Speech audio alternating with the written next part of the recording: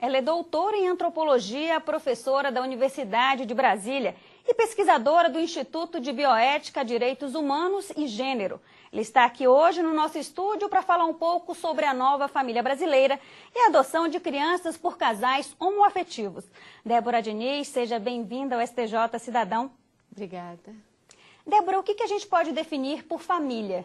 Eu diria que família é algo muito além do que os nossos códigos legais definam e não está necessariamente centrado em um projeto de reprodução biológica, por exemplo, ter filhos naturais. Então não é um conceito engessado, assim, e ao longo da história essa estrutura mudou?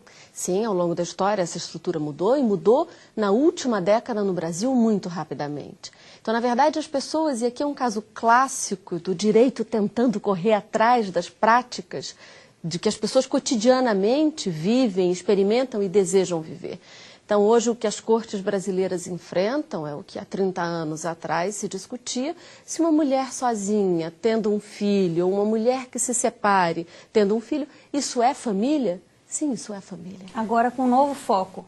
Agora, um novo foco no qual nós deslocamos que não é apenas essa matriz heterossexual. Um homem e uma mulher, ou uma mulher tendo seu filho, ou o homem depois de uma separação. Nós temos agora pessoas que se definem não heterossexuais, conclamando o direito a constituir família. Então essa definição de casal homoafetivo não se encaixa?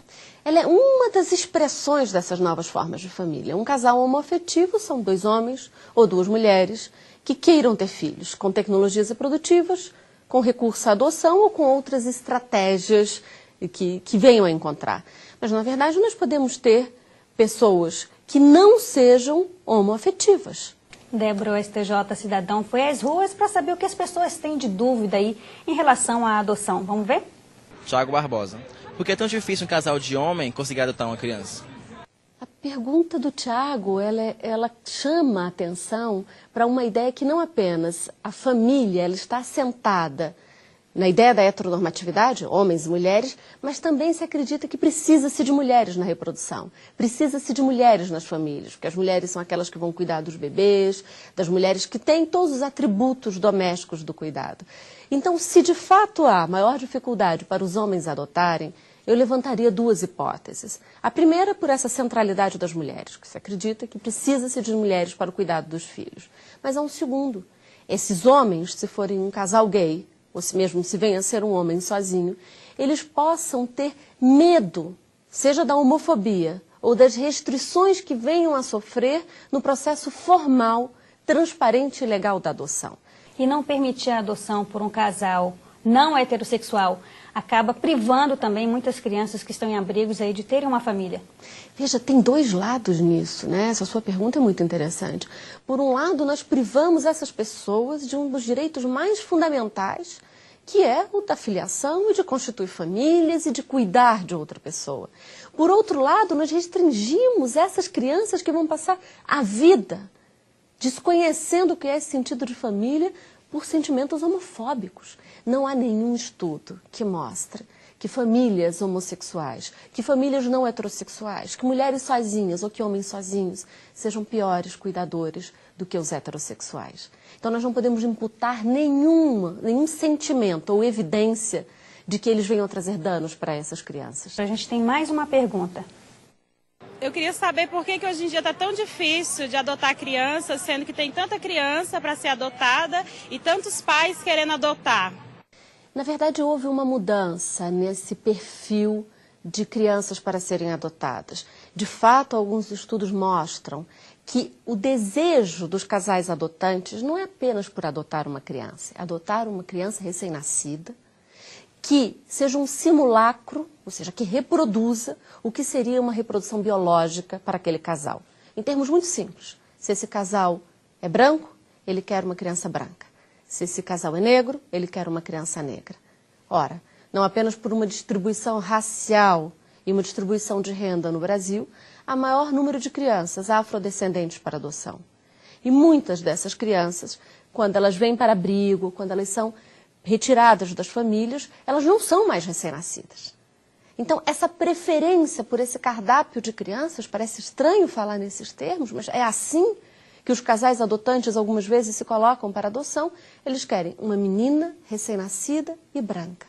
Débora, você acha que essa decisão do STJ aí, ela abre portas tanto para casais quanto para as crianças, até um pouco mais velhas, que não estão não se encaixam nesse perfil para adoção? Essa é uma pergunta muito importante. Por um lado, ela abre a porta para o reconhecimento e a proteção do Estado, em que vai dizer a essas famílias, vocês não precisam mais adotar na ilegalidade.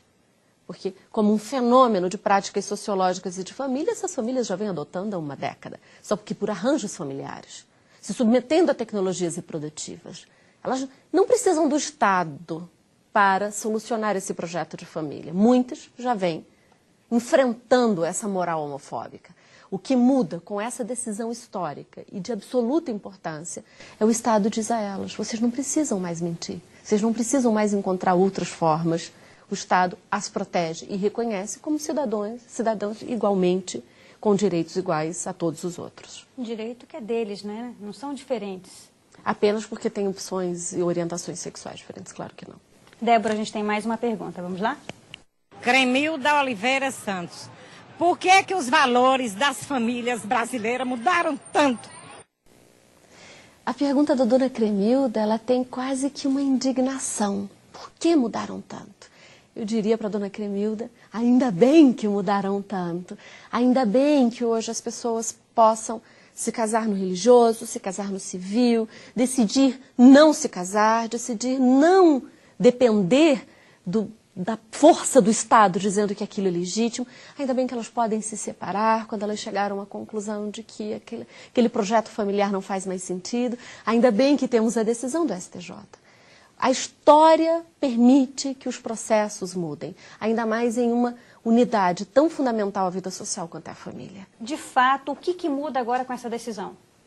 Muda que o Estado, se antes ele aceitava como práticas, a sociedade aceitava como práticas de ajustes entre famílias, de circulação de crianças, algumas cortes mais avançadas, alguns MPs mais avançados reconheciam isso como possibilidades. Agora o Estado, em uma corte superior, diz sim, pode. E vamos abertamente falar disso. É o Estado protegendo, não é mais o Estado restringindo direitos. Isso é uma mudança absolutamente significativa no sinal de reconhecimento da diversidade das formas de família que o Estado brasileiro deu. Não é um favor. Não, absolutamente não é um favor. É apenas a proteção que o Estado tem que dar. O Estado é quem detém a força legítima e detém a força para reconhecer como legítimo essa nova forma de família. Débora, se deixar a gente conversa, mas infelizmente o nosso tempo acabou. Obrigada pela sua presença aqui no STJ Cidadão. Foi um prazer.